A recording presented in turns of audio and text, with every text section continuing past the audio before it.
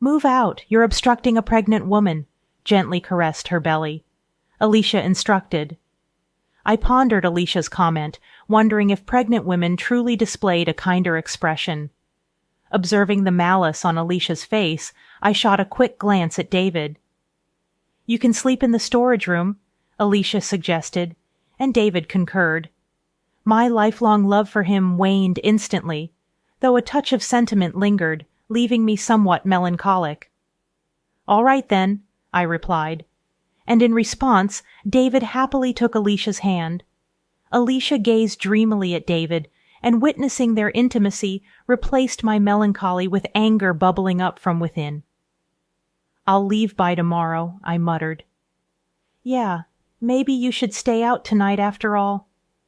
"This is now mine and Alicia's home," David proclaimed joyously. I nodded slightly before exiting the house, contemplating what lay ahead and cracking a smile. "My name is Catherine Taylor. I'm a 46-year-old housewife. Before marriage, I worked intensely, but that was over 20 years ago.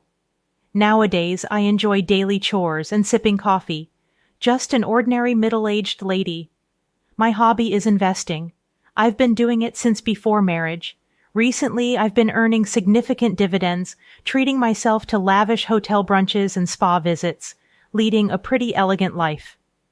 My husband David is 40 years old, a salesman for a major company. He's gained quite a bit of weight, and frankly, he's been rather smelly lately. But he's good with words, given his profession. He may look big, but I love him. I felt he should probably lose some weight for health reasons, but he had this cute, mascot-like appeal, so I didn't see the need to force him into a diet. David and I have a daughter, Emily. She inherits David's features, slim, almost model-like in beauty. Not just in appearance, she's academically top of her class and excels in sports, even making it to national competitions. She's also humble and works hard. It feels like we, the geese, gave birth to a swan. Both David and I dote on Emily, and we've often been told we're overprotective. David has a bit of a weak spot for younger women, but he chose to marry an older woman like me, and cherished our family. So I thought a little wandering gaze here and there was inevitable. We've lived in a condo we bought around the time Emily was born, but it was getting old, and they were considering raising the maintenance fees recently. Amidst all this, Emily decided to share an apartment near her college. At the same time, one of my relatives approached us about inheriting a now vacant house. David and I decided to renovate that house and move there, but who could have known that this would cause issues between David and me, which had been smooth sailing up until then. The condo we had was a 4-bedroom, including a guest room, but the new house is just 2 bedrooms. Although it's smaller than before, considering our retirement. We made it a single story, and it's been very comfortable. One of the rooms, which serves as a study and a guest room, can be divided to make an additional room for Emily if she ever comes back. David started coming home late every night for work dinners, and somehow always found reasons to go out, even on weekends. Sleeping next to David, who would come home reeking of alcohol and cigarettes, was unbearable for me, even if we had separate beds. Because of that, even though we originally shared a bedroom, I've been sleeping in the study ever since we moved. When it came time to send out moving announcements, I mailed letters to various places. David isn't good with that sort of thing, so I took the initiative to send letters on his behalf to his family and relatives. As for me, since my parents have passed away, I simply wrote a brief note and sent it to friends and relatives on my mother's side. I haven't been in contact with any relatives from my father's side because of my half-sister Alicia. Alicia is my half-sister, 14 years younger than me. When I was in 7th grade, my mother passed away, and about 6 months later, my father remarried. Alicia was born to him and his new wife. At the time of their marriage, Alicia was already 2 years old, so I initially thought it was a union of 2 families with kids. About 5 years into their marriage, my father and his new wife were involved in an accident and never returned. At their funeral, relatives from my dad's side told me that he and his new wife had been childhood friends, and everyone had always thought they would end up together. However, My mom had set them up through her boss, and my dad felt he couldn't refuse, leaving his childhood friend out in the cold. To think that behind their smiles, my dad had a child, with his second wife, was a huge shock to me. Every time we had a family gathering, Alicia's favorite foods were served. She had brand-named clothes, and she got the biggest room all to herself. And if she said she wanted to go somewhere, they'd take her immediately. Meanwhile, I was burdened with all the chores, from preparing meals to doing laundry. I had to work part-time jobs, and all the money I earned was taken away. I also had a small storage room under the stairs, and I had to beg for even basic necessities. By the time Alicia was in elementary school, she had heard about my mom from the relatives and started looking down on me. I worked several part-time jobs to save money and finally moved out. It was impossible for me to harbor any positive feelings towards Alicia, and I never told her about my marriage or that I had a child. A few weeks after moving, I was having tea and relaxing when the doorbell rang. When I answered, a man's voice mumbled, "Delivery!" and on the screen was a person looking down. I thought maybe David had ordered something and opened the door, only to be left speechless. "Oh, Alicia, why are you here?" "Hi, sis. Long time no see. Just thought I'd drop by," Alicia said, while wearing the hat I saw on the intercom. She wasn't a delivery person, but my half-sister. Without waiting for a response, she walked past me, entered the living room, and sat down on the couch. I followed her in a hurry, stood in front of her, and looked down. "I figured you wouldn't open the door if you knew it was me, so I used the recorded voice." "That's just low, Dee. You're scary." I raised my voice at Alicia, and she feigned fear in an exaggerated way. However, it was clear she was just putting on a show, and the proof was that Alicia had a smirk on her face. "I came for a visit," Alicia said, speaking nonsense, getting a cold response from me. Yet she grinned and started explaining the reason for her unexpected visit. "But sis, you never even told me where you live. I got married, but my husband is always on business trips, and it's getting boring. Plus, once my belly starts getting bigger, moving around becomes a hassle, right? Everyone told me to come stay with you." "Just go home. I don't even want anything to do with you." "Well, too bad. I already came here planning to stay with you," Alicia said, speaking nonsense, getting a cold response from me. Yet she grinned and started explaining the reason for her unexpected visit. Listening to Alicia's audacious words only irked me further.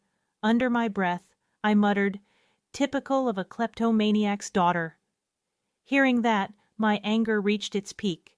"Get out. I never want to see your face again." "What's all the fuss about? People outside can hear you," David said.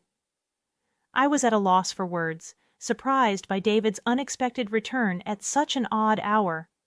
As I struggled to explain, Alicia stood up and walked over to David, intertwining her arm with his. David didn't seem to mind. In fact, he looked quite pleased. "Oh, Alicia, here, welcome." "David, my sister was being mean.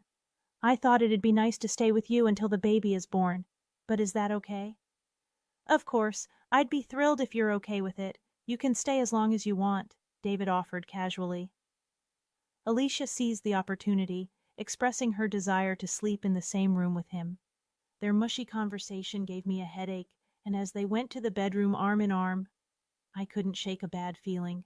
Peeking into the room after several minutes, I discovered them embracing each other, living out what felt like a dream for Alicia.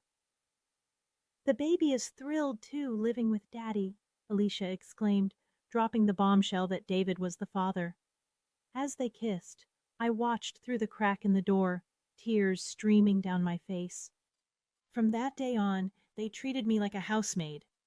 I complied, but silently began gathering evidence against them, contemplating divorce. One day, Alicia arrogantly demanded I leave the room, claiming she, a pregnant woman, needed space. The spiteful look on her face contradicted the gentleness usually associated with expectant mothers. Looking at David for support, he sided with Alicia, causing any lingering feelings I had for him to vanish. Still, a touch of sadness remained, as David happily took Alicia's hand, sealing my decision to leave. "I'll leave tomorrow," I declared, prompting an elated David to suggest I find somewhere else to stay that night. "This is now my and Alicia's home," he supplied, nodding, leaving them to enjoy their laughter while they could. Stepping outside, a grin formed on my face as I contemplated what lay ahead. That night, I checked into a hotel, making plans for the next phase.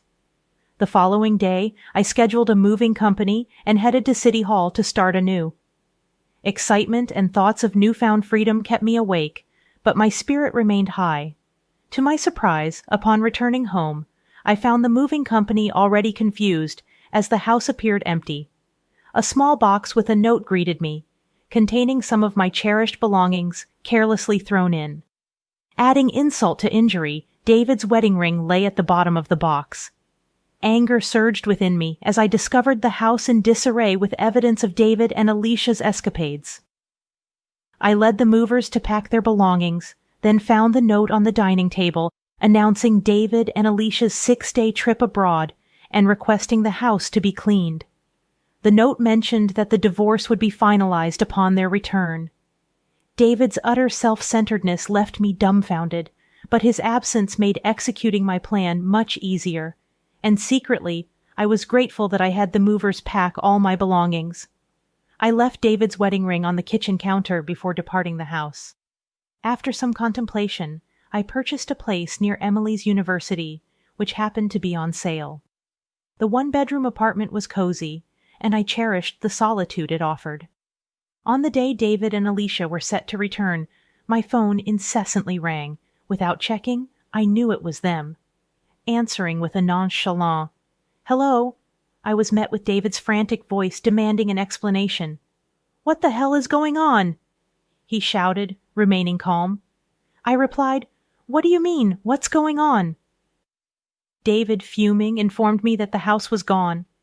Bursting into laughter, I explained, "Well, it was my house, and if I'm not going to live there, why keep it? We were living there, weren't we? Don't worry, everything's safely stored in a storage unit. I'll text you the location and access code." David demanded I bring back the house, but I retorted that it was under my name, and the money used to build it was from my investments, not a dime from him. David seemed to recall his lack of involvement when the house was built, a fact he had conveniently forgotten, claiming the baby to be his niece or nephew. David pleaded for me to do something about the house, as Alicia was in a tough spot. I informed him that I had known about their relationship since Alicia barged into our house. I had been gathering evidence, including recordings from a high-end baby monitor Alicia had me buy during a fit. The monitor captured everything, even in the pitch dark. Upon revealing this, David was at a loss for words. "Choose carefully," I mentioned, that the mailbox might have something for him. David checked it, discovering a certified mail. I explained that it was about the payment, and there was one for Alicia, too. Unfazed, I insisted it was compensation for their betrayal, ignoring his plea to talk to his lawyer. I ended the call.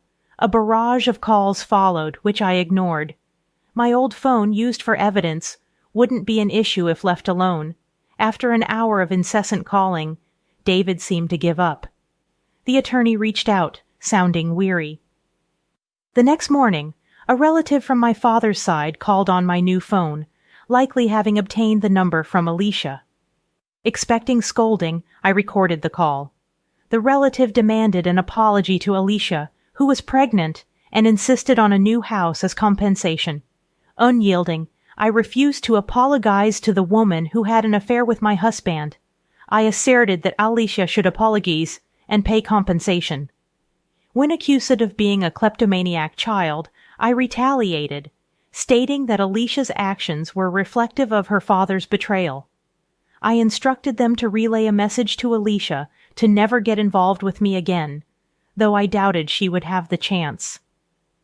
Hanging up on the babbling relatives, I felt the refreshing release of pent-up emotions. I contacted my lawyer, determined to bring Alicia and David to justice. The thirst for revenge lingered until I witnessed the dumbfounded expressions on their faces during our discussion at the lawyer's office. Alicia appeared utterly miffed, while David wore a grumpy expression, showing no remorse. Surprisingly astounded rather than angry at their self-centered comments, I laid out divorce papers in front of them, accompanied by another set, the marriage license, offering a reduction in compensation if they signed. David snatched the pen from me and signed without hesitation. Alicia, smirking, followed suit, placing the signed documents in a folder. I gave them a big smile. "I'll submit these to the county office," I announced. Alicia, with a dumbfounded expression, tried to argue, but I revealed that the divorce was already finalized in mediation the day before. Her lack of awareness stemmed from disregarding multiple summonses. As Alicia and David processed this information, I dropped another bombshell: the possibility of David denying the father-child relationship with the unborn child. Alicia stared in shock, and David, realizing the potential consequences, looked pale. Between compensation and child support for another man's baby, I wished them luck. However, David attempted to reconcile, citing Emily's presence. Just as he changed his tune, the lawyer's office door swung open, revealing Emily. Her harsh words stunned David, frozen in shock, while Alicia, insulted, shook with rage. Emily cut ties with David, expressing her intention to live with me, referring to Alicia as that loose woman. Unable to respond, Alicia faced Emily's verbal onslaught. I delivered the final blow, revealing David's financial limitations and asserting ownership of the house and car. Alicia's plan to extract money seemed to unravel, leaving her pale and stunned. As I left with my lawyer and Emily, I left them to their newfound reality. That evening, having dinner with Emily for the first time in a while was delightful.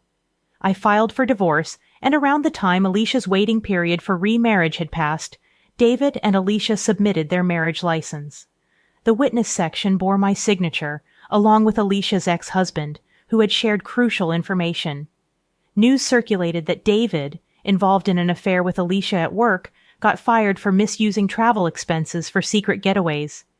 He now struggles with part-time jobs. Alicia, taking care of the child, faces financial difficulties after being dumped by her boyfriend. Her attempt to sabotage my family had backfired. Meanwhile, Emily enjoys college life, and I've been leading a relaxed life with my stock dividends. Surprisingly, I've developed a closer bond with Alicia's ex-husband, who affectionately calls me Catherine. Recently, he reached out for an important talk, making me feel a bit restless as I sit in front of my vanity, my face flushed like a smitten young woman.